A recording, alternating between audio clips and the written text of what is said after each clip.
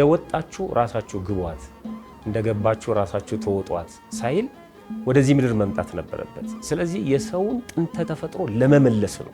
የማይጠቅም ስጦታ ማንለዋወጥ ከሆነ የሚጠቅም ስጦታ ምንሰጣጥ ከሆነ የሰውን ስጦታ ማንተችና ሰውየውን ምናከብረው ከሆነ በዚህ ቀን ያልተሰጣጠን መቼ ልንሰጣጥ ነው? ስለዚህ ስጦታ ባል እነ ባትማን እነ ሱፐርማን ሌሎችም ማኖች አሉ። እነዚህ በቀጥታ የመላእክትን ኃያልነት ለመተካት ፐርፐዝሊ የተሰሩ ነው የሚመስሉት። በቃ ሕፃን ልጅ አሁን ሱፐርማንን ያየ ስለ ቅዱስ ገብርኤል ብትነግሩ እንዴ ከሱፐርማን አይበልጥም ነው የሚልሽ። ብላ ምን እንድትሆን አምላክ እንድትሆን የሚሆን አልመሰለውም ዲያብሎስ ማለት ነው። አምላክ ትሆናለህ ብላና ዋጋን ታገኛለህ ነው የሚለው አይደለም።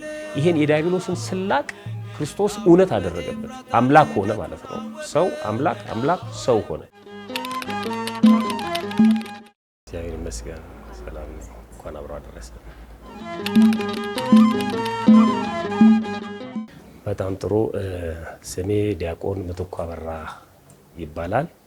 በኢትዮጵያ ኦርቶዶክስ ተዋሕዶ ቤተክርስቲያን የአዲስ አበባ ሀገረ ስብከት የደብረ ኃይል ቅዱስ ራጉኤል ቤተክርስቲያን ሰባኪ ወንጌልና በማህበረሰብ ደግሞ ኦዲቶሪያል ቦርድ ላይ ያገለግላለሁ። በመላው ዓለም የምትገኙ የክርስትና እምነት ተከታዮች በሙሉ እንኳን ለጌታችንና ለመድኃኒታችን ለኢየሱስ ክርስቶስ የልደት በዓል በሰላምና በጤና አደረሰን አደረሳችሁ እላለሁ።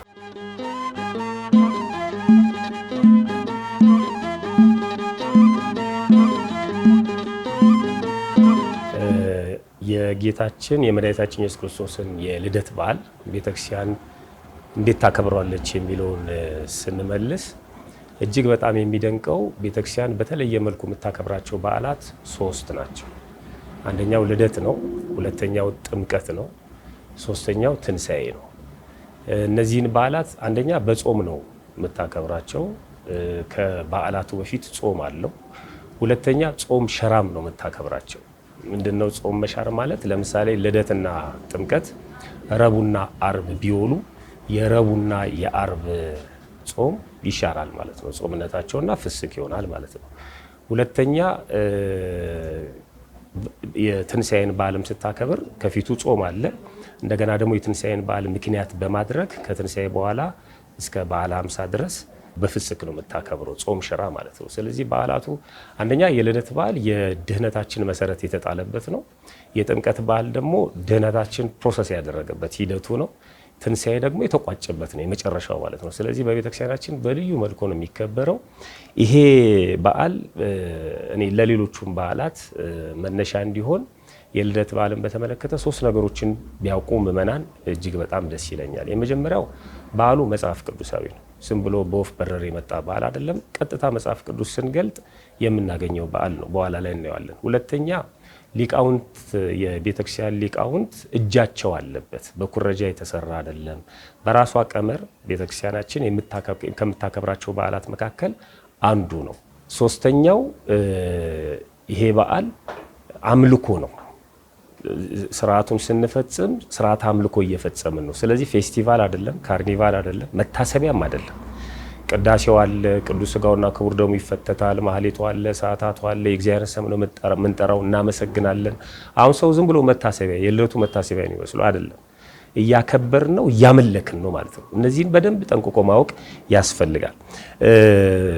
መነሻው መጽሐፍ ቅዱስ ነው ለሚለው እንደው አንድ ጥቅስ ባነብ ደስ ይለኛል። መነሻው ቀጥታ የልደት በዓልን በተመለከተ መጽሐፍ ቅዱስ ላይ ሰፍሮ የምናገኘው ነው። ለምሳሌ በሉቃስ ወንጌል ምዕራፍ 2 ቁጥር 8 ጀምሮ ስናነብ በዚያ ምድር መንጋቸውን በሌሊት ሲጠብቁ በሜዳ ያደሩ እረኞች ነበሩ ይላል። እነዚህ እረኞች እስከ መጨረሻው ድረስ እናነሳቸዋለን። በትውፊትም በስርዓተ ቤተክርስቲያን በኋላ ለምናነሳቸው ብዙ ጉዳዮች ሁሉ መነሻ ናቸው። እረኞች ነበሩ ይላል።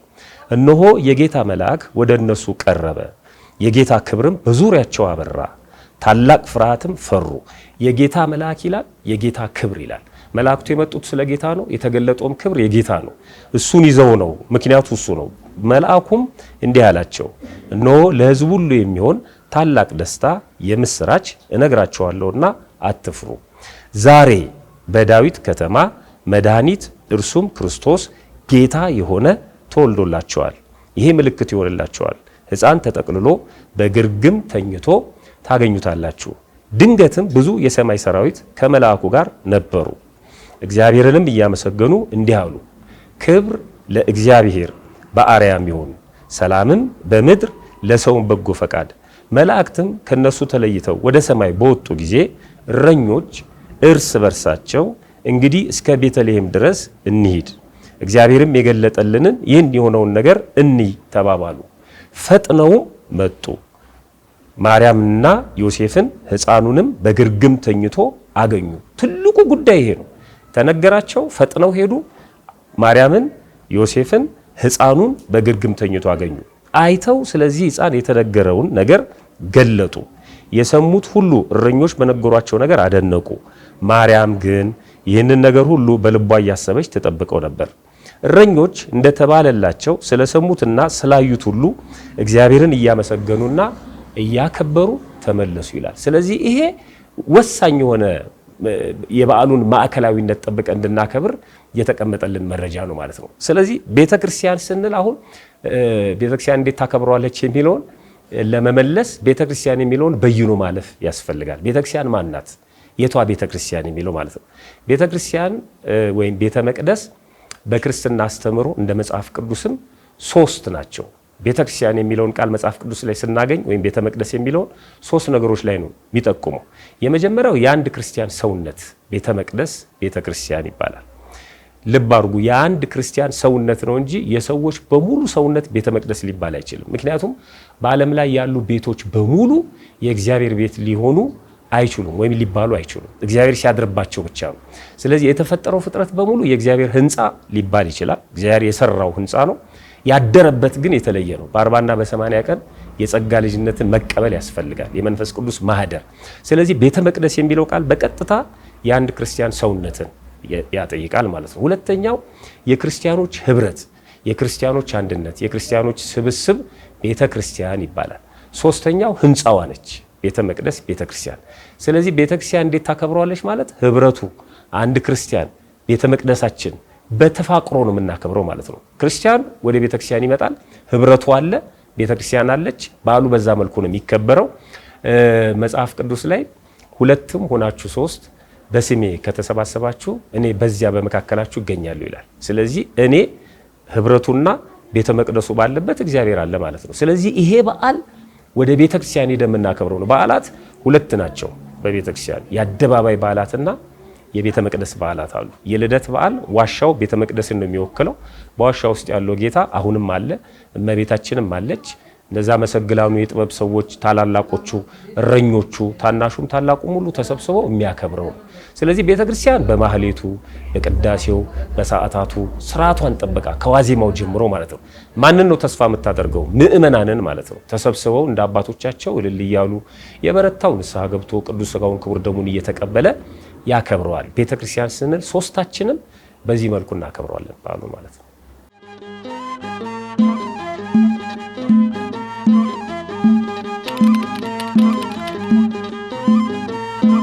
መሰረታዊ ዓላማው ምንድነው ስንል የሰዎችን ልጆች ወይም ሰውን ወደ ጥንተ ተፈጥሮ መመለስ ነው። የተበላሸ ነገር ነበረ። ሰው የተፈጠረው እንዲሞት አልነበረም። ያ ሕያው ሆኖ እንዲኖር የተፈጠረው ሰው ሞተ። በቅድስና በንጽህና ከብሮ እንዲኖር የተፈጠረው ሰው ቅድስናውን ንጽህናውን አጣ፣ ረከሰ ማለት ነው። ስለዚህ እግዚአብሔር ደግሞ ቸር አምላክ ነው። እንደወጣችሁ ራሳችሁ ግቧት፣ እንደገባችሁ ራሳችሁ ተወጧት ሳይል ወደዚህ ምድር መምጣት ነበረበት። ስለዚህ የሰውን ጥንተ ተፈጥሮ ለመመለስ ነው የክርስቶስ ዋነኛው ነገረ ድህነቱ የሚያጠነጥነው እሱ ላይ ነው። ዳግማዊ አዳም መባል ነበረበት ክርስቶስ ማለት ነው። አዳም ራሱ በድሎ ራሱ ካሳ ሊያቀርብና ራሱ ካሳ ሊሆን አይችልም። በደለኛ ሰው ይክሳል፣ በደለኛ ሰው ይቅርታ ይጠይቃል፣ በደለኛ ሰው ምህረት ይቅርታ ይሰጠዋል እንጂ ይቅርታ ሊያደርግ አይችልም ራሱ። ስለዚህ አዳም መቀጣት ነበረበት፣ መካስ ነበረበት። ይህንን የሚያደርግ ግን ቁመና የለውም። ሞትን ለመሻር የማይሞት አካል ነው ሞትን መሻር ያለበት ማለት ነው፣ ሕያው የሆነ አካል ማለት ነው። ስለዚህ ክርስቶስ ወይም እግዚአብሔር ምን ማድረግ ነበረበት? የሰውን ልጅ ስጋ መልበስ ነበረበት፣ ሰው መሆን ነበረበት። ስለዚህ ሰው ሆኖ ዳግማዊ አዳም ተባለ። ሰው ሆኖ የበደለውን አዳም በደል ራሱ አቀረበ፣ ራሱ መስዋዕት ሆነ፣ ራሱ መስዋዕት ተቀባይ ሆነ። ፈታዬ በረት እንለዋለን። የእውነት ፈራጅ ነው እግዚአብሔር የእውነት ፈራጅነቱ የሚገለጠው እሱ ሰው ሆኖ በመሞቱ ነው። ምክንያቱም አዳምን ትሞታለህ ብሎታል። ስለዚህ አዳም ቢሞት የሞት ቁጥር ነው የሚበዛው እንጂ የሟች ቁጥር ነው የሚበዛው እንጂ ሌላ የሚፈጥረው ነገር የለም። ስለዚህ አዳምን ተገብቶ አዳምን ሆኖ መሞት ነበረበት። ፍርዱን ራሱ ተቀበለው። እንደገና ደግሞ በዛ ሞቱ አዳምን አዳነው ማለት ነው። ፈራጅነቱንም መሐሪነቱንም በትክክል ለመፈጸም ሰው መሆን ነበረበት ክርስቶስ ማለት ነው። ስለዚህ ዓላማው እሱ ነው። የተፈረደው ፍርድ የሞት ፍርድ ነው። የሚከፈል ካሳ ነበር። ያንን መክፈል ማንም አይችልም። ስለዚህ ክርስቶስ ይህን ማድረግ ነበረበት። ወደዚህ ምድር መጣ ማለት ነው። ጥቅልል አድርጎ የሚያስቀምጥልን በጣም የሚገርም ከዚህ ከልደቱ ጋር ከመወለዱ ጋር ማለት ነው ሐዋርያው ቅዱስ ዮሐንስ ነው። በአንደኛ ዮሐንስ መልእክቱ በምዕራፍ 3 ላይ እንደዚህ ይላል። ስለዚህ የዲያብሎስን ሥራ እንዲያፈርስ የእግዚአብሔር ልጅ ተገለጠ ይላል። ተገለጠ ማለት ሰው ሆነ፣ ስጋ ለበሰ፣ ታየ፣ ተዳሰሰ፣ ተጨበጠ። ምን እንዲያደርግ? የዲያብሎስን ሥራ እንዲያፈርስ። ምን ነበር የዲያብሎስ ሥራ? በጣም ከባድ ነበር የዲያብሎስ ሥራ ማለት ነው። አዳምና ሔዋንን በእባብ ሰውነት አድሮ በረከሰ ተዋህዶ ነበረ ከገነት ያባረራቸው። ሁለተኛ ስላቅ ፌዝ ፈጽሞባቸው ነበር። ብላ ምን እንድትሆን? አምላክ እንድትሆን።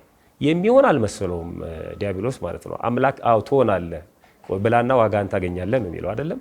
ይሄን የዲያብሎስን ስላቅ ክርስቶስ እውነት አደረገበት። አምላክ ሆነ ማለት ነው። ሰው አምላክ፣ አምላክ ሰው ሆነ።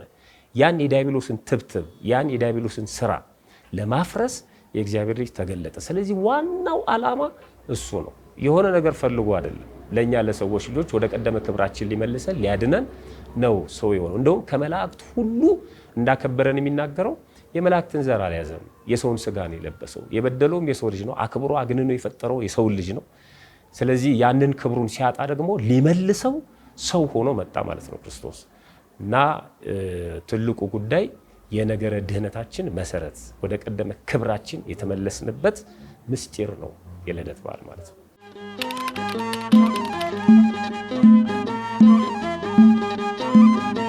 ስፔሻል ደስታ የሌሎቹ ደስታዎች እንደተጠበቁ ሆኑ የልደት በዓል በጣም የሚገርም ነው። ጥሩ ጥያቄ ነው። የደስታ በዓል ነው። ለምንድን ነው ከሌሎች በዓላት ሁሉ የደስታ በዓል የሆነበት? የውም ፍስሐ ከሆነ መዝሙራችን በሙሉ ማለት ነው። እና በክርስቶስ መወለድ ምክንያት ምንድን ነው ደስታው? አንዳንድ ጊዜ ደስታው ቅጥ እያጣም ይታያል። ወደ መንደር፣ ወደ ከተማ፣ ወደ አደባባይ ይወጣ። አንዳንድ ሰው ደስታውን መቆጣጠር ሲያቅተው የሚያደርጋቸው ነገሮች በልደት በዓልም ይታያል። ፌስቲቫሉ ምናብሉ ግን ምንድን ነው ስንል ወደ ቀድሞ መመለስ ይጠይቃል። ለምንድን ምን አተን ነበር አይደል? አሁን ምን አገኘን ከማለት ምን ነበር ያጣ ነው።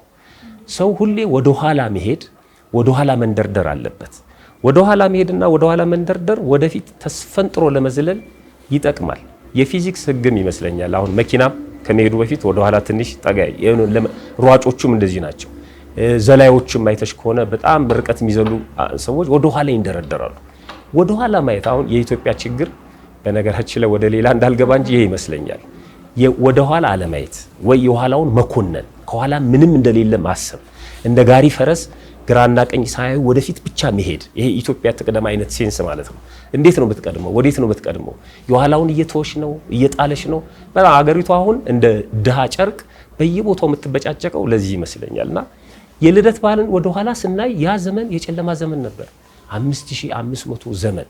በጣም የሚገርምሽ ቤተክርስቲያን በትንሳኤ ጊዜ ይሄን ዘመን ታስበዋለች። የትንሳኤን በዓል ከማከብሯ በፊት አብይ ጾም አለ አይደለ?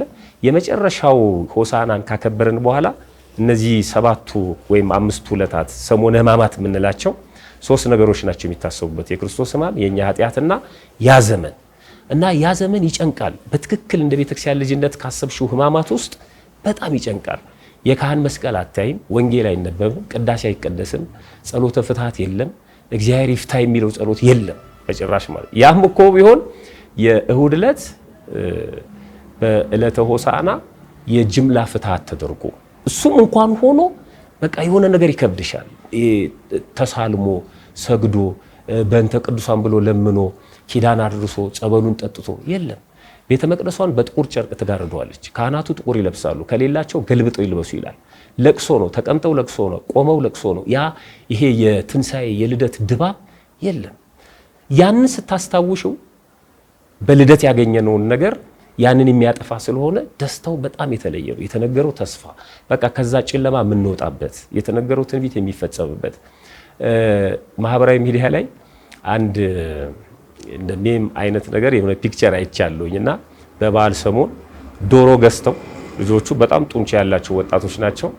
ዶሮ ነው የገዙት እና እግሯን አስረው በእግሯ መሃል ዱላ አድርገው ለሁለት ተሸክመዋት እየሄዱ ነው። ዶሮ ነው እና በጣም የሚገርም ነውና ከዛ ከስር የሚለው ጽሁፍ ምን ይላል?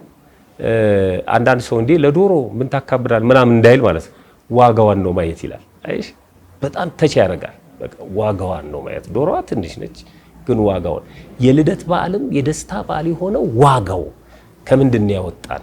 ከዛ ከመርገም ዘመን ከ5500 ዘመን ማንም ሊያድነን አይችልም ነበር። ራሱ የኛን ስጋ ለብሶ ወደዚህ ምድር ባይመጣ ለመወለድ ፈቃደኛ ባይሆን ፍቅር ባይስበው ማን ያወጣን ነበር? በዲያብሎስ ተረግጠን በሲኦል በእግረ አጋንንት እየተጠቀጠቅን እንኖር ነበር ማለት ነው። አሁን ያለው ህይወት አይኖርም ነበር። ለዚህ ነው አየሽ ሚዳቆ ዘላለች፣ አዋፍ፣ እንስሳ፣ አራዊቱ በሙሉ ምድር ሐሴት አድርጋለች። የሰው ልጆች በሙሉ መላእክት ተደስተዋል። ሰማይና ምድር ተገናኝቷል። ስብሐት ለእግዚአብሔር በሰማያት ወሰላም በምድር ስምረቱ ለሰብ። ሰማይ ዝቅ ብሏል፣ ምድር ከፍ ብላለች። ኃያላኑ ተንበርክከዋል፣ ምንዱባኑ አመስግነዋል። ስለዚህ የሁሉም በዓል ስለሆነ ልደት በተለየ መልኩ እጅግ በጣም የደስታ የፍስሐ በዓል ነው። ይሄ እንደው በሁለት ጥቅሶች ላሳይሽ። አንደኛው በብሉይ ኪዳን በትንቢተ ኢሳይያስ ምዕራፍ 8 ቁጥር 2 ላይ በጨለማ የሄደ ሕዝብ ብርሃን አየ፣ በሞት ጥላ ሀገር ለኖሩ ብርሃን ወጣላችሁ ይላል። ይሄ በልደቱ ነው። በጨለማ የኖረ ሕግ አልባ በሆነበት ዘመን ማለት ነው፣ መረቸርነት በሌለበት ዘመን ይኖር የነበረ ሰው ብርሃንን አየ። እንኳን ለብርሃነ ልደቱ አደረሳችሁ ነው የምንባለው ማለት። በሞት ጥላ ውስጥ ለኖሩ ሰዎች ብርሃን ወጣላቸው። መልአኩም ያለው ይሄንን ነው። ተልኮ ሲመጣ እነዛ በሌሊት መንጋቸውን ይጠብቁ ለነበሩ እረኞች እኛን ተገብተው ነው ለሰዎች ሁሉ እንዲህ ብሏል። የሉቃስ ወንጌል ምዕራፍ 2 ላይ እነሆ የጌታ መልአክ ወደ እነሱ ቀረበ፣ የጌታ ክብር በዙሪያቸው አበራ፣ ታላቅ ፍርሃትን ፈሩ። እንደነገርኩሽ ያ ዘመን የጨለማ ዘመን ነው። መብራት ጠፍቶ ሲመጣ አይናችን በትክክል አያይም እና ስለዚህ ደነገጡ፣ ፈሩ። ፍርሃታቸውን አረጋጋና መልአኩ እንዲህ አላቸው፣ እነሆ ለሕዝቡ ሁሉ የሚሆን ታላቅ ደስታ የምስራች እነግራችኋለሁና አትፍሩ። ለሕዝብ ሁሉ የሚሆን ታላቅ ደስታ የምስራች። ራሱ መጽሐፉ ታላቅ ደስታ ይለዋል፣ የጌታን መወለድ ማለት ነው። እነሆ ዛሬ በዳዊት ከተማ መድኃኒት እርሱም ክርስቶስ ጌታ የሆነ ተወልዶላችኋል አለ። ስለዚህ መጽሐፉም የመሰከረው ነው። ቅዱስ ያሬድ በእውነት በረከቱ ይድረሰንና ኢትዮጵያዊ ሊቅ ቅዱስ ያሬድም ይህንን ታሳቢ አድርጎ ዮም ፍስሐ ኮነ በእንተ ልደቱ ለክርስቶስ እምቅድስት ድንግል ብሎ ዘምሯል። ከዚህ በኋላ ደስታ ሆነ፣ ፍስሐ ሆነ ክርስቶስ ከእመቤታችን ከቅድስት ድንግል ማርያም ስለተወለደ። በዚህ ቀን የማይደሰት ዲያብሎስ ብቻ ነው። ዲያብሎስ ያው ርስቱን ጉልቱን የሚነቀልበት ስለሆነ ስለሚያውቀው የተነገረውን ተስፋ እሱ ነው። ሁለተኛ የዲያብሎስ መንፈስ የተጣባቸው ሄሮድስን የሚመስሉ ሰዎች ደግሞ አሉ። ሄሮድስም ደንግጧል በዚህ ቀን ማለት ነው። ግን ያሳዝናል። ሄሮድስ በነገራችን ላይ በሚስ ኢንፎርሜሽን የምንለው በተሳሳተ መረጃ ነው የደነገጠው። ሄሮድስ በነገራችን ላይ በትክክለኛ መረጃ አይደለም የተወለደው። የአይሁድ ንጉስ ወዴት ነው የሚለውን ሰማ። ንጉስ ነው የሚለውን ሰምቶ ንጉስ ደግሞ ትክክል ነው። ባይ ዲፎልት አንድ ንጉስ ሲመጣ ሌላ ንጉስ ሊኖር አይችልም። ሁለት ንጉስ በአንድ ሀገር አይገዛም። ስለዚህ እኔን አስወግዶ ነው። ስለዚህ ቀድሜ ይህንን ንጉስ መቅደም አለብኝ ነው፣ በተሳሳተ መረጃ ማለት ነው። ዛሬም ብዙ ሰዎች ይጠፋሉ በተሳሳተ መረጃ ማለት ነው። ክርስቶስ የመጣው ለሱ ሆኖ እሱ ላይ የመጣበት የመሰላቸው ማለት ነው። አሁን ቤተክርስቲያንን የሚያስቧት እንደዚህ ነው። አንዳንድ ሰዎች ለራሳቸው መታ ቤተክርስቲያን ራሳቸው ላይ መጣችባቸው ይመስላቸው ሰዎች አሉ። በዓሉንም ለራሳችን እያከበርን ግን ጥርግ አድርጎ በኢኮኖሚውም በይው በማህበራዊም በይው እስኪ ገድለን ድረስ የመጣብን የሚመስላቸው ሰዎች አሉ። በዓሉ እንደ ነፍስ ካሰብነው ለኛ ነው ሁሉም ነገርና በተሳሳተ መረጃ በዓሉን የደስታ በዓል ሳያደርጉት የሚውሉ አሉ እንደ ሄሮድስ። በዓላማ እንደ ሰይጣን ደግሞ በዓሉን በዓላማ የደስታ በዓል መሆኑን የሚቀርባቸው ሰዎች አሉ ማለት ነውና ሰውና መላእክት ቤተ መንግስቱም ቤተ ክህነቱም እረኛው ትልልቁም ሁሉም የተደሰተበት በዓል ነው። ስለዚህ የልደት በዓል እጅግ በጣም የደስታ በዓል ነው። ጥሩ ነው። ልማድ ሁለት አይነት ነው። በጎ የሆነ ልማድ አለ፣ ደግሞ ጎጂ የሆነ ልማድ አለ እና በዓል በመጣ ቁጥር በጣም ክፉና ጎጂው በዓል በዓሉን ከነፍስ ድህነት ጋር ከማገናኘት ይልቅ ከስጋ ጋር በማገናኘት የምናከብርበት ሁኔታ ማለት ነው። በጣም የሚያሳዝነው እና ለዚህ ነው አንዳንድ ሰዎች ኡፍ ይሄ በዓል ደግሞ መጣ ይላሉ። አየሽ ይሄ አሁን መጥፎ ልማድ ነው። ስለዚህ ለነሱ በዓል ዶሮ መግዛት፣ ለነሱ በዓል በሬ ማረድ፣ የሆነ ቤት ውስጥ የሆነ ቸበርቻቻ ማድረግ እሱ ነው። እሱን የሚያደርጉበት ደግሞ የሆነ ገንዘብ ከሌላቸው ወይም አቅሙ ከሌላቸው ያማርሩታል ማለት ነው። ስለዚህ በልምድ የሚያከብሩ ሰዎች ሲጎዱ እመለከታለሁ። ሌላው ደግሞ ሁለቱንም አብሮ ለማስኬድ መሞከር። ለምሳሌ የልደት በዓል ቤተክርስቲያን ይታደራል አይደል? ግን ማታ ወጥቶ ከዋዜማው ጀምሮ ሲጠጡ ሲጨፍሩ አድሮ ጠዋት ላይ ቤተክርስቲያን መጥቶ የማክበር ሁለቱም አይቅርብኝ ማለት ነው። እና እነዚህ ነገሮች አሁን በሰለጠለው ዓለም ደግሞ እንደ ልምድ ሆኖ የመጣው በዓላትን ለማርኬት መጠቀም፣ ይሄ ገበያ ተኮር ማድረግ ማለት ነው። ብዙ ሰው ሸቀጥ ላይ ነው ሱቆች የሚከፈቱት፣ ትልቅ የገበያ ቦታዎች ተመርቀው የሚከፈቱት ሁሉ የበዓል ዋዜማ አካባቢ ነው። እና በዋዜማው ስለ ነፍስ ስናስብ ቤተክርስቲያን የምንመጣው ንስሐ ገብተን ሰውነታችንን ውስጣችንን ውጪውንም ንጹህ አድርገን ወደ ቤተክርስቲያን መተን እየዘመርን አድረን ቅዱስ ሥጋውን ክቡር ደሙን ተቀብለን ነውና ሳናስበው ወደዛ የምንጎተትበት ሁኔታ አለ። ወደ መጨረሻ ደግሞ ልናነሳው እንችላለን።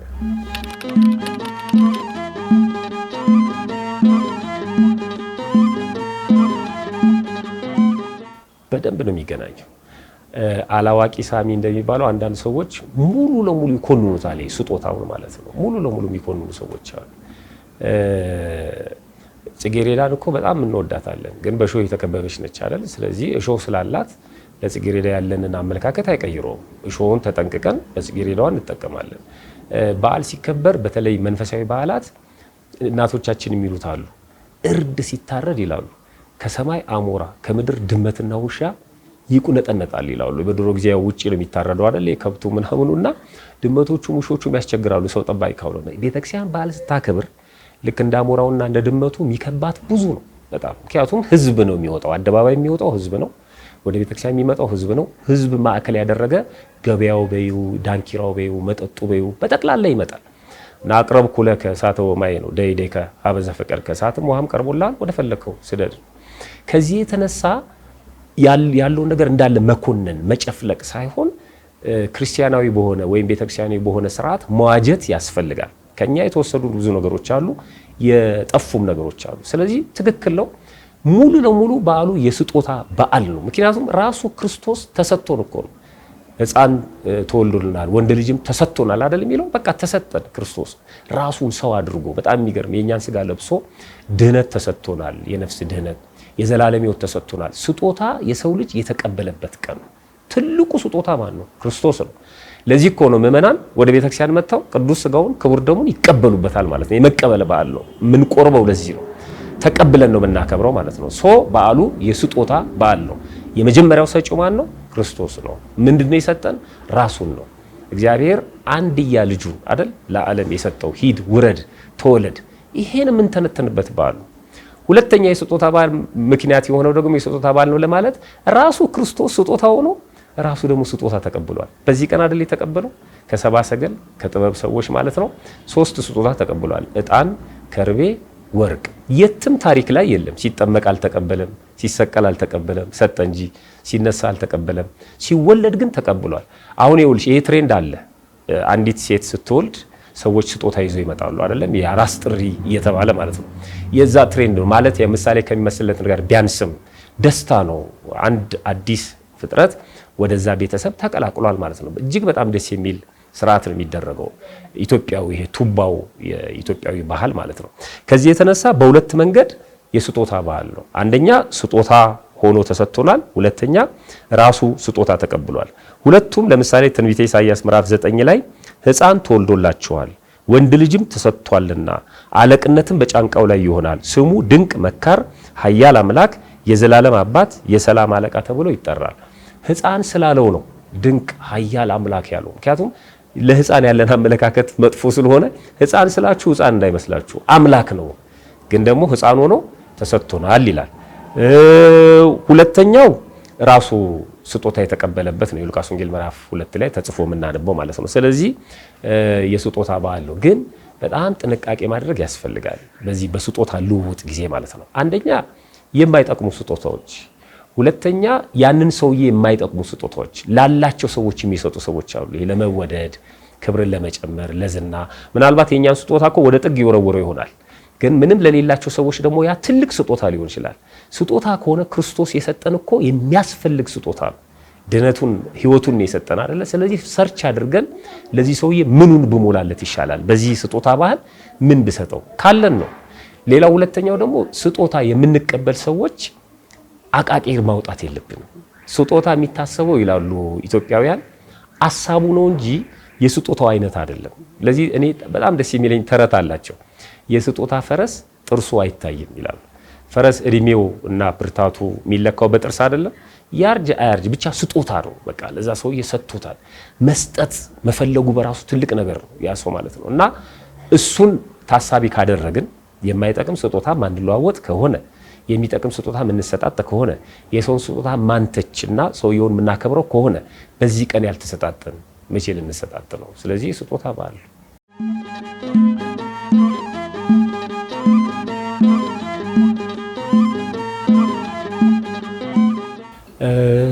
የገና ጨዋታ ያው ራሱ ጨዋታ ነውና እንግዲህ የቤተክርስቲያናችን ስርዓተ አምልኮ በሁለት ነገር ላይ የተመሰረተ ነው። አንደኛው ማዕከሉን መጽሐፍ ቅዱስ ነው የሚያደርገው፣ ከዛ ቅዱሳት መጽሐፍትን። ሁለተኛ ደግሞ ክርስቲያናዊ ትውፊት ይባላል። ያልተጻፈ በቃል የሚነገር በኑሮ የሚገለጥ እንደገና ደግሞ ተጽፎም የተቀመጠ ሲወርድ ሲዋረድ የመጣ ለምሳሌ ሐዋርያት ትምህርታቸውን በጽሁፍ አግኝተነዋል። ኑሯቸውን ህይወታቸውን ደግሞ በትውፊት ነው የምናገኘው። እንደዚህ ይኖሩ ነበር፣ እንዲመገቡ ነበር የሚለውን ማለት ነው። እና ይሄኛው ከትውፊት ነው ቁጥሩ። ይሄ የገና ጨዋታ ማለት ነው። ብንጫወት የምንጸድቅበት ባንጫወት የምንኮነንበት አይደለም ማለት ነው። ትውፊት ነው። ግን ምን ነበር መነሻውን ብዙ ሊቃውንት የሚስማሙበት እነዚህ እረኞቹ የክርስቶስን ልደት መልአኩ ከነገራቸው ካበሰራቸው በኋላ በቀጥታ ሄዱ። የተገለጠልንን እንይ ብለው ምልክቱ እመቤታችን ነች። ምልክቱ ሕፃን ታቅፋ ነው ታገኛላችሁ ነው ያላቸው። በኮከብ እየተመሩ እነዛ የጥበብ ሰዎች እንደመጡ እነዚህ ደግሞ በመልአኩ ብስራት ሄዱ፣ አገኟቸው። ሰግደው ከተመለሱ በኋላ ደስታቸውን የገለጡበት የጨዋታ አይነት ነው ይላሉ ሊቃውንቱ ማለት ነው። ሲመለሱ ተጫወቱ።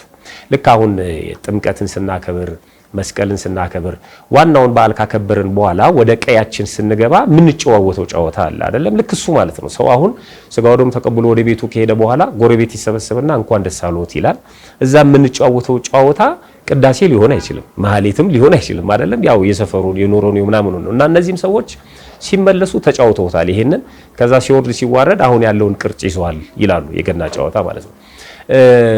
የሚያሳየን ነገር አሁን በቀደም ሲል በኢትዮጵያ ውስጥ በቤተ መንግስት በነገስታቱ ደረጃ ነበር ጨዋታው ክብር አግኝቶ ንጉሱ ባሉበት እና እንደውም የእቴጌይቱ ቡድን አንድ የንጉሱ ቡድን አንድ ተከፍሎ ጨዋታው ይደረግ ነበር። የሚሆነው ግን ይላሉ የቤተ ክርስቲያኑ ስርዓት ካበቃ በኋላ ስርዓተ ቅዳሴው ጸሎቱ ቅዱስ ሥጋውና ክቡር ደሙ የሚቀበልም ተቀብሎ ቤት ውስጥ የሚበላው የሚጠጣው ተቀምሶ በኋላ ላይ ነው የሚደረገው እንጂ የቤተ ክርስቲያኑ ስርዓት የሚሸፍን አይደለም። ያ በዓል አይታወቅም። የቤተ ክርስቲያኑ ስርዓት እንደውም ራሱ የሚባለው የገና ጨዋታ ነው የሚባለው ጨዋታው ራሱ ማለት ነው። ከዛ በኋላ ይዝናኑበታል፣ ይጨዋወቱበታል። ግጥሞቹን ስነ ቃሎቹን ስታይ ለምሳሌ በገና ጨዋታ አይቆጡም ጌታ። ለምንድን ነው አይቆጡም ጌታ የሚለው? ከማይመጥናቸው በማዕረግ በክብር ከማይመጥናቸው ሰው ጋር ነው የሚጫወቱት። ግጥም የሚያወርዱት እረኞቹ ናቸው፣ ወይም የቤተ መንግስቱ ግብር ሰሪዎች፣ እንጨት ፈላጭ ሊሆን ይችላል፣ ውሃ ቀጂ ሊሆን ይችላል። እነዛ በሙሉ ከመኳንንቱ ከመሳፍንቱ ልጆች ጋር ወይም ከራሳቸው ጋር ግጥም ያደርጉ ነበር። ይሄ የምን ምሳሌ ነው? ለእረኞቹ ነው የተገለጠላቸው። እረኞቹ ናቸው ያን ምስራች የሰሙት። እረኞቹ ናቸው ወደ መንደር ይዘውት የመጡት ገለጡት ይላል። እረኞች የከበሩበት ራሱ ክርስቶስ እረኛ የተባለበት በዓል ነው፣ ጠባቂ የተባለበት። በገጠርም እረኞች ሁለት ናቸው። አሁን በሹፌር ሕግ ወይም በፓይለት ረዳት አብራሪ፣ ዋና አብራሪ እንደሚባለው ዋና እረኛና ረዳት እረኛ አለ። ዋናው እረኛ ቁርስ እስከሚመገብ ምናምን እስኪያገ ረዳቱ ይዞለት ይወጣል። ርቀት አይሄድም ግን ከብቶቹን ያመቻቻል። የታመሙ ካሉ ቼክ ያደርጋል። ከዛ በኋላ ለሱ ያስረክበዋል ማለት ነው፣ ልክ አሁን ረዳቱ እንደሚሰራው። ከዛ ደግሞ ያ ብዙ ቀን ቆይቶ ከብቶቹን አብልቶ አጥግቦ አሰማርቶ ሲመለስ ወደ ቀየው ከርቀት ይሄኛው ረዳቱ ይቀበለዋል፣ ያኛው ደግሞ ያርፋል ማለት ነው።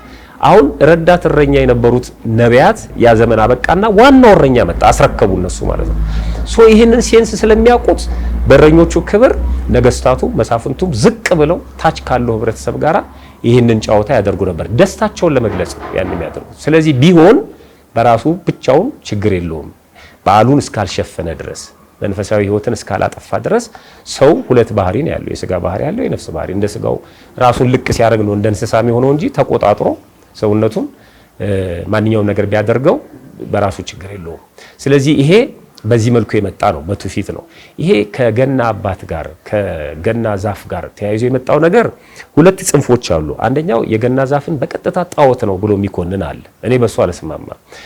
የመጣበት የራሱ የሆነ ትሬንድ አለው። በኋላ ላይ እንደ ጣዖት ተጠቅመውበት ሊሆን ይችላል። ይሄ ጽዱን ማለት ነው።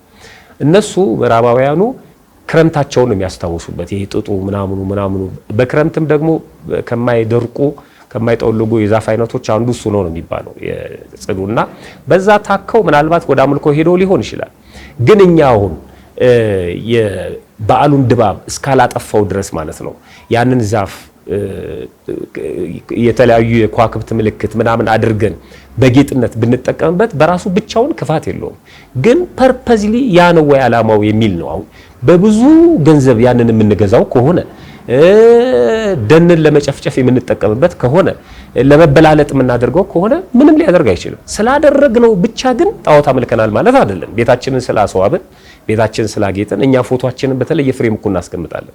እሱ ጌጥ እኮ ነው። ዝም ብለን ወረቀቱን ለምን አንሰቅለው? መሰቀል ስለምን አስፈለገው? እሱ ማለት ነው ዛፍ ማድረግ በራሱ ብቻውን ችግር የለውም ነው። ግን ሀገርን ከኢኮኖሚ አንፃር የሚጎዳ ከሆነ ከተፈጥሮ አንፃር የሚጎዳ ከሆነ ከሰባዊነት አንፃር የሚጎዳ ከሆነ ግን የበዓሉ ዋና ዓላማ እሱ አይደለም ነው። ሌላው ይሄ ከገና አባት ጋር ተገናኝቶ የመጣው ነገር በጣም አደጋል። ሰከን ብለን ማየት አለብን። ይሄ ሴንት ኒኮሎን እነሱ የሚሉት እና ኒቆላውስ የምንለው እኛ በጣም የሚገርምሽ ቤተክርስቲያናችን ከምትቀበላቸው ቅዱሳን መካከል አንዱ የታህሳስ ወር ስንክሳር ታህሳስ 10 ቀን እሱን ነው የሚነግረን። ይሄ ለሰዎች የሚያደርገው ርህራሄ ፍቅሩ ምናምኑ ይሄ አባት ይሄ ቅዱስ እሱን አመጡና ከገና አባት ጋር አገናኙት። ይሄ ምዕራባውያን መንፈሳዊ ትውፊትን የመጽሐፍ ቅዱስ ታሪክን ገድላቱን እና ሰማያዊ ስርዓትን ለማጥፋት ሙሉ ለሙሉ የለም አይሉሽም። ተመሳሳይ ተገዳዳሪ የሆኑ ነገሮችን የሚያስቀምጡልሽ። ለምሳሌ ልጆቻችን እያዩ የሚያድጓቸው ፊልሞች ምዕራባውያኑ እየፈበረኩ የሚሰጡን እነ ባትማን እነ ሱፐርማን ሌሎችም ማኖች አሉ። እነዚህ በቀጥታ የመላእክትን ኃያልነት ለመተካት ፐርፐዝሊ የተሰሩ ነው የሚመስሉት። በቃ ህፃን ልጅ አሁን ሱፐርማንን ያየ ስለ ቅዱስ ገብርኤል ብትነግሩ እንዴ ከሱፐርማን አይበልጥም ነው የሚልሽ። ምክንያቱም በአየር ላይ ይሄዳል፣ የፈለገውን ነገር ያደርጋል፣ ክንፍ ያላቸው እያደረጉ የሚሰሯቸው ማለት ነው። ለምሳሌ እነዚህ የአደባባይ በዓላትን ወደ ማይረባ ፌስቲቫል ወደ ማይረባ ካርኒቫል መቀየር፣ ሰዎች ተሰብስበው በቲማቲም እየተመታቱ ቲማቲም ላይ እየተንከባለሉ ወደሚያከብሩት በዓል መቀየር፣ የልደትን የጥምቀትን በዓል በጣም የሚያሳዝነው ሀገራችን ላይ ተሞክሯል። የጥምቀትን በዓል ወደ ካርኒቫል ወይም ፌስቲቫል የመቀየር እና እኛ ራሳችን ድጋፍ እንድንሰጡ ሰዎች ይቀሰቅሱ ነበር። ጎንደር ላይ ያሉ ምዕመናን የጎንደር አብያተ ክርስቲያናት ሊቃውንት በጣም በብዙ ተጋድሎ ነው ያስቀሩት እንጂ በጣም ያሳዝን ነበር። እየተበላ እየተጠጣ እየተጨፈረ ካርኒቫልና ፌስቲቫል ተብሎ በዝሙት የሚከበር በዓል አይደለም። በዓለ ጥምቀትን አላወቁትም ማለት ነው። በዓለ ጥምቀት ስርዓተ አምልኮ ነው እየፈጸምን ያለ ነው። ታቦት ወጥቶ እየሰገድን ነው። ስርዓተ ቅዳሴ እየተቀደሰ ነው። ቅዱስ ሥጋውን ክቡር ደሙን እየተቀበል ፌስቲቫል የላትም ቤተክርስቲያን። ሰዎች ግን ከዛ ውስጥ የሆነ ነገር ይመዙልሻል። ለምሳሌ ጥምቀት ላይ የሎሚ ውርወራውን ያመጡታል። እሱ እኮ ከጥምቀት ጋር ምንም ላይ ይገናኝ ይችላል። ሰዎች ስለተሰበሰቡ የተፈጠረ ነገር ነው። ቁማሩን ያመጡልሻል፣ የተለያየ ነገር ማለት ነውና በጣም የምዕራባውያኑ ተጽዕኖ ነው። በዓላትን ትልልቅ መንፈሳዊ በዓላትን ማጥፋት፣ ወደ ገበያ መቀየር። ለምሳሌ ራሱ በጣም በሚገርም መልኩ እነዚህ የቅዱሳን ታሪኮችን ገድላት ላይ ስንክሳር ላይ የተጻፉትን ወደ ፈጠራ ታሪክ አሁን አየሽ ቅዱስ ኒቆላውስን የመሰለ ታላቅ አባት ሴንት ኒኮል ብለው የገና አባት ብለው ቀይሮታል። የኔ ልጅ የማልነግረው ከሆነ የቅዱስ ኒቆላውስን ታሪክ አያውቀውም ማለት ነው። አማልደን ስለ ቅዱስ ኒቆላውስ ብላ ቤተክርስቲያን የምትለምነውን ቅዱስ እንደተራ የፈጠራ ትርክቶችን በማስቀመጥ በጣም አደጋ አለው። ጽንፍ የወጣ ጥላቻም ሳናሳይ ሳንቀበለውም ከፈለግን እኮ እያጠመቀን መቀበል እንችላለን፣ አጥምቀን ማለት ነው። እነሱ እንደዚህ ነው የሚያስቡት፣ እኛ ደግሞ እንደዚህ ነው የምናስበው። ለምሳሌ ገበያውን በአግባቡ ልንጠቀምበት እንችላለን። ጥሩ ነው። ሰው ይሰበሰባል፣ ለጥምቀት አደባባይ ሰው ይወጣል አይደል? ውሃ ያስፈልገዋል፣ የሚበላ ነገር ያስፈልገዋል። ስለዚህ ያንን እንዴት ነው ማቅረብ ያለብን? ስርዓቱን በጠበቀ መልኩ ብናቀርብ ቤተክርስቲያንን በኢኮኖሚ ከማሳደግ የምእመናኑም ህይወት በኢኮኖሚ ከማሳደግ አኳያ ፐርፐዝሊ ብንሰራበት በራሱ ችግር የለውም። ግን በጥላቻ የሚሆን ነገር አይኖርም። ሳያውቁ እንደነገርኩሽ እንደ ሄሮድስ በተሳሳተ መረጃ የሚገቡበት ሰዎች ስለሚኖሩ፣ ስለዚህ እኛ የገና አባት ምናችንም አይደለም፣ ጽዱም ምናችንም አይደለም። ትልቁ ነገር ቅድም ትልቅ ደስታ ያገኘንበት የጌታ ልደት ነው። እሱን የሚሸፍን እንደውም አንድ አባት ምን እንዳሉ ታውቂያለሽ? አይደለም ፈረንጆቹ የሚሉት ኒኮሎን ራሱ ኒቆላውስ ቅዱሱ የጌታን ልደት የሚሸፍን ከሆነ እሱን አላከብረውም ነው ያሉት። የጌታን ልደት የሚሸፍን በጭራሽ ቤተክርስቲያናችን አትጠብቅም። እንዲህ አይነት ነገርና ተጠንቅቀን ነው ማክበር ያለብን። ጥሩ 3 ወይም 4 ነገሮችን ቢጠይቁ በዓል ከማክበራቸው በፊት የመጀመሪያው መጠየቅ ያለባቸው የዚህ በዓል ባለቤቱ ማን ነው የሚለውን ነው መጠየቅ ያለባቸው። ምንም በዓል ይከበር ማን ነው ባለቤቱ? ለምሳሌ የሆነ ወንዝ ዳር ሂድና በሆነ ዛፍ ስር የሆነ ቅቤ ቀባ ሊል ይችላል አንድ ሰው። ማን ነው ባለቤቱ? የዚህ በዓል ባለቤት እኔ ክርስቲያን ከሆንኩኝ ማን ነው ባለቤቱ? አንድ ካድሬም እኮ በዚህ ፕሪንሲፕል ነው የሚመራው። በነገራችን ላይ ካድሬ ሆኖ እኔም በዓል ሳከብር እኔ ጋር የሚገኝ ከሆነ ማን ነው ባለቤቱ ነው የሚለው። ለፖለቲካው ፍጆታ የሚጠቀምበት ከሆነ ያደርገዋል፣ ካላደረገ ግን አይበጣም። ስለዚህ ባለቤቱ ማን ነው? የልደት በዓል፣ የትንሣኤ በዓል፣ የጥምቀት በዓል ባለቤቱ ማን ነው? ባለቤቷ ቤተክርስቲያን ነች። ስለዚህ እኔ መስማት ያለብኝ ቤተክርስቲያን የምትለው ነው። መሄድ ያለብኝም ወደ ቤተክርስቲያን ነው ማለት ነው። ሁሉ ጆሮዬም፣ አይኔም፣ ልቤም ባለቤቱ ጋር ነው መሆን ያለበት ማለት። ይሄ ከብዙ ነገር ይጠብቀናል በነገራችን ላይ ማለት ነው። ባለቤቱ ማን ነው የሚለውን። ሁለተኛ ምክንያቱ ምንድን ነው? የምናከብርበት ምክንያት ምንድን ነው? አሁን የልደት በዓል ለምን ነው የምናከብረው? ቀደም የጠቀስናቸው ምክንያቶች ገዢ ናቸው እንደ ክርስትና ማለት ነው። ምክንያቱን ማወቅ። ሶስተኛው ቦታውን ማወቅ።